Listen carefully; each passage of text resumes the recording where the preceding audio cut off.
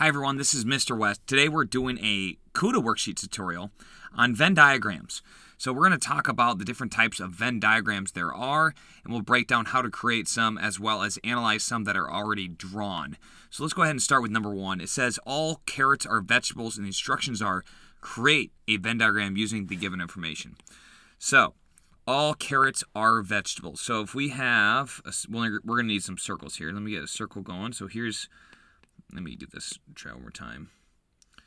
You usually have this perfect circle tool. There we go.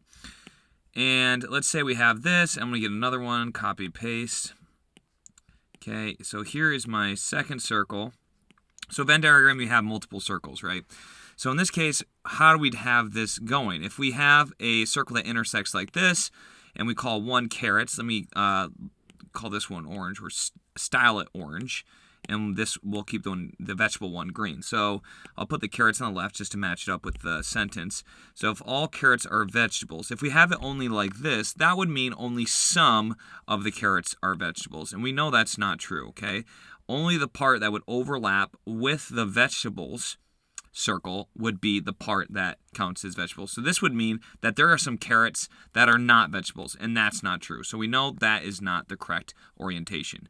If we have it like this, well, that means no carrots are vegetables. Here we have our vegetables, okay, and it doesn't overlap at all with carrots. So this is definitely wrong because carrots need to be at least some part of the vegetables. So if we're looking for all, then that means we got to move this guy over, and we're going to put him exactly inside the vegetables category.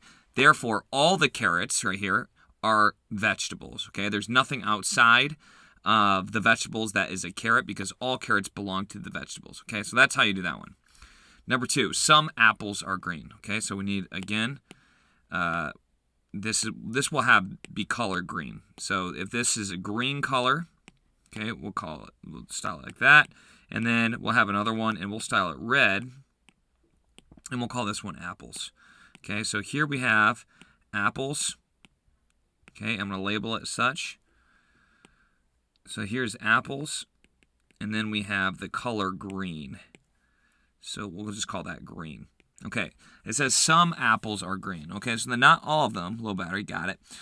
So how do we orient this? Well, if we have it like this, where one inside the other, that would mean all the apples are green. And that's not true. We have Red Delicious, you got Fuji, you got Gala, you got Honeycrisp, you got Sweet Tango. There's a bunch of apples that are not green. Okay, and if you have it outside like this, that would mean none of the apples are green. That's not true because there's Granny Smith apples. So what we have to do is we have to intersect it just a little bit like this. And now we see that some of the apples are also green. Okay, so it would be this overlap right here. You'd probably put Granny Smith right in that area. And I should probably highlight it green. Okay, so Granny Smith, I don't know what other green apples.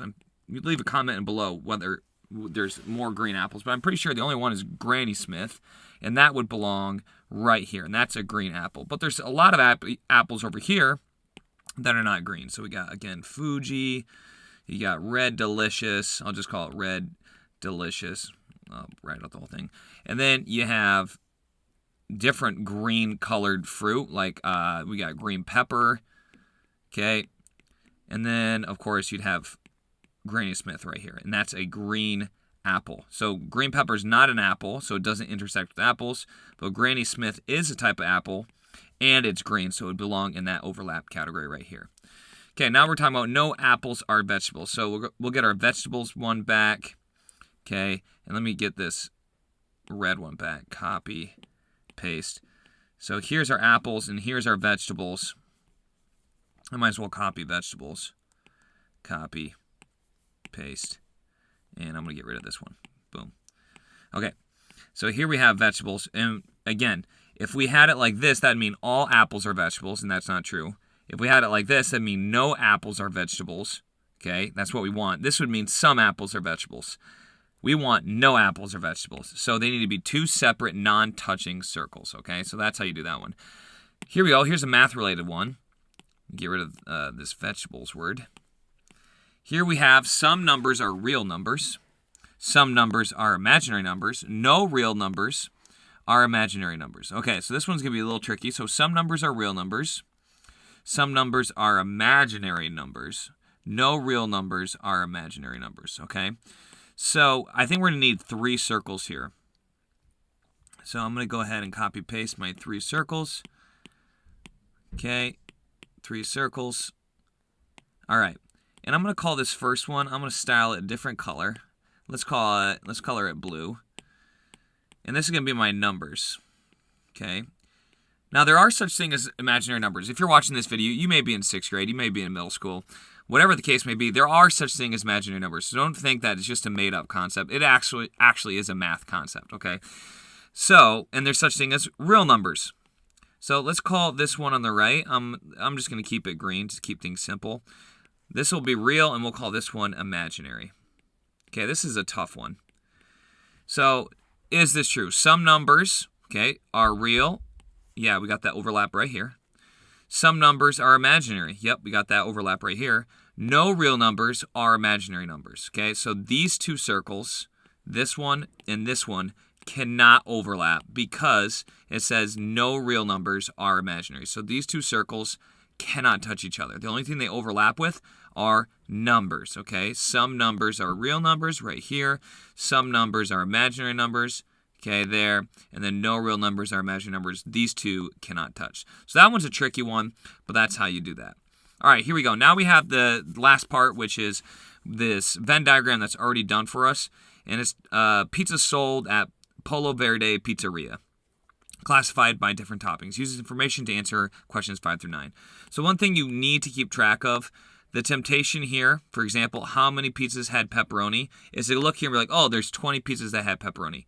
That's not the case. We need to look at the entire circle, okay? So that entire circle indicates how much pepperoni was sold, not just that 20. So we need to add 20 plus 2 plus 4 plus 40. So if we add those together, okay, 20 plus 2 plus 4 plus 40, that will give us, what is that, 66. Okay, so 66 pizzas had pepperoni. That's how you do that. Don't just look at the number inside. How many pizzas had sausage and olives? Okay, so let's erase this. Sausage and olives, that means we need an overlap. Okay, so sausage and olives. So sausage and olives is this intersection right here. How do I know that? Well, here's olives. Here's sausage. Where do they overlap? Only in this area right here. And I'm going to erase the rest, and you're going to see what's left is that overlap. So those are the olives, and that's 4 plus 10, or 4 plus 16, and that's 20. How many pizzas were sold all together? Well, that we need to all the numbers, okay? So we had 66 there. We had 11. That's 77. 77 plus, 77 plus 16, that gives us 93. Then we have 7, and that's 100. Okay, so 100 pizzas, because all we do is add up all the numbers. Okay, how many pizzas had sausage? So again, we're going to look at the entire sausage circle. That's a tough combination to say. And we're going to add up all these numbers. 2, 4, 16, so that's 20, 22. 33. So we add up all those numbers and we look and we get 33. How many pizzas had all 3 toppings? Okay, this is the cool thing about these types of Venn diagrams is we're looking here and we see that there's 4 pizzas that had all 3 toppings. And that's it. That's all there is to it with Venn diagrams. Hopefully you found this useful. If you have any other questions or you need something done, leave a comment below. As always, if you need more help, be sure to check out this channel right here, Wes Explains Best, for next time. Take care.